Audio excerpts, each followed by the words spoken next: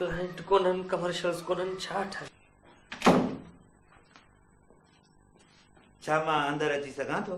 जी साईं जी जी अचो अचो अंदरि अची त विया आहियो अञा केतिरो अंदरि ईंदव? छा मां वेही सघां थो?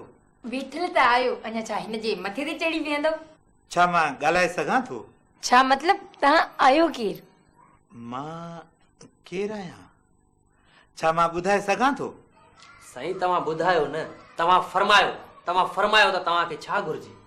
मां दरअसल सेक्रेटरी आहियां। ओ सेक्रेटरी, मतलब सेक्रेटरीट खां आया आहियो। पोइ सर तव्हां इन कुर्सी ते छो वेठा आहियो? हेॾा हिन कुर्सी ते अची वियो न। दरअसल मां पंहिंजी सियासी तंज़ीम जो सेक्रेटरी आहियां। अच्छा सियासी पार्टी जा सेक्रेटरी आहियो। ओ पोइ साईं हिते वेठा आहियो, भला आहियो ॾाढा, हिते ई वेही रहो। जीअं त तव्हांखे ख़बर आहे त ईंदड़ हफ़्ते इलेक्शन आहे। जी हा आहे, पोइ छा न थिए छा? न भले थिए, छो त मुंहिंजो ख़ुदि साहबु ख़ान साहब इलेक्शन में बीठो आहे। अच्छा पोइ छा उनखे विहारणो आहे?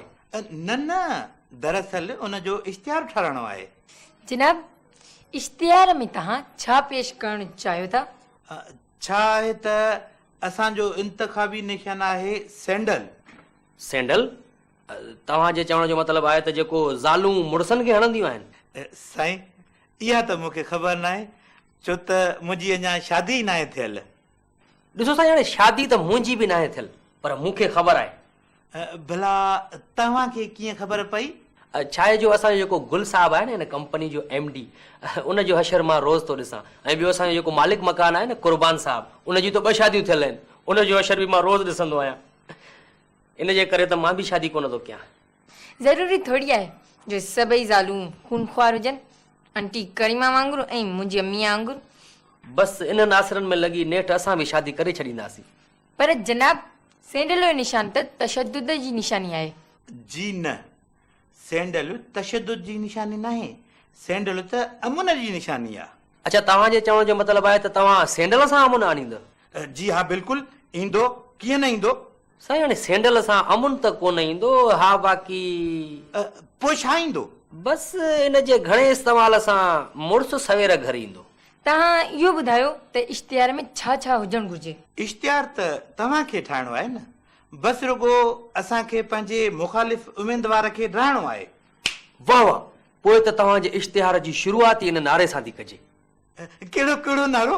इहो ई, माल ऐं पैसो ठाहिणो आहे, हर शइ खे ड्राइणो आहे।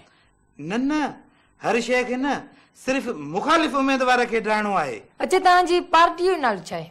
अञा असां पार्टी जो नालो रखियो न आहे, बल्कि पार्टी जो नालो ज़ेरे गौर आहे। अच्छा पोइ तव्हांजो फार्म बहाल कीअं थियो? दरअसल मोहतरमा असां आज़ाद त कोन आहियूं, पर पोइ बि आज़ाद उम्मीदवार तौरु बीठा आहियूं। ओ अच्छा हाणे सम्झ में आयो। ही असांजो मंशूर आहे, इश्तिहार में छा छा ॾियणो आहे हिन में सभु कुझु लिखियलु आहे। अच्छा मंशूर, वॾो मंशूर आहे साईं तव्हांजो। बहरहाल तव्हां हीअं कयो जो एडवांस जे लाइ कुझु रक़म ॾेई छॾियो त जीअं तव्हांजो कमु जल्द खां जल्द शुरू कजे। एडवांस त साईं पोइ इलेक्शन खटण खां पोइ ॾींदासीं। अच्छा त पोइ इश्तिहार बि इलेक्शन खां पोइ? ॾिसो पैसो असां वटि अञा एतिरो कोन्हे। ख़ान साहब न जॾहिं खटी करे वज़ीर थींदो पोइ असां तव्हांजो कर्ज़ लाइ छॾींदासीं। कमाल आहे, असां पाण सॼी दुनिया जा कर्ज़ी, ही वरी असां खां ओधर ते इश्तिहार ठाराइण आयो आहे। इहो त मुहावरो थी वियो, अंधो आयो मंडे वटि, हल त क्रिकेट खेॾूं। त पोइ ठीकु आहे, असां इश्तिहार तां हथु खयोंसीं, मां वञी कंहिं ॿिए खां थो ठारायां।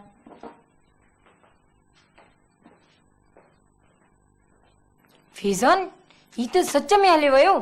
हा ही त सचपच हलियो वियो, पर फहमीदा तूं गुल साहब खे न ॿुधाइजांइ इहा ॻाल्हि। हिकु क्लाइंट अचनि कोन, ॿियो जेके अचनि था उहे भॼी था वञनि। तव्हां अंकल गुल खे इलेक्शन में छो नथा बीहारियो? गुल साहब खे इलेक्शन में बीहारियो? उहो पंहिंजे पेरनि ते कोन थो बीह सघे, इलेक्शन में कीअं बीहंदो? हा बाक़ी हूअं आइडिया सुठी आहे। अगरि गुल साहब इलेक्शन में बीहजी वियो ऐं पोइ वज़ीर थी वियो, थी सघे थो मुंहिंजे 3 सालनि जी पघार बि ॾेई वञे पोइ। तॾहिं त चवां थी पढ़ियल लिखियल माण्हुनि खे पाण वटि नौकिरी ॾींदव त कमाईंदा। हा बाक़ाइदे कमायूं था पढ़ियल हूअं कुझु वधीक न आहे तूं जी बाड़ी मारे छॾे लॻे थो त तूं हिकु कामयाब ज़ाल साबित थींदी आहे तुंहिंजी जी न पंहिंजे मुड़ुस जी न ॻाल्हाईंदो कर गुल साहब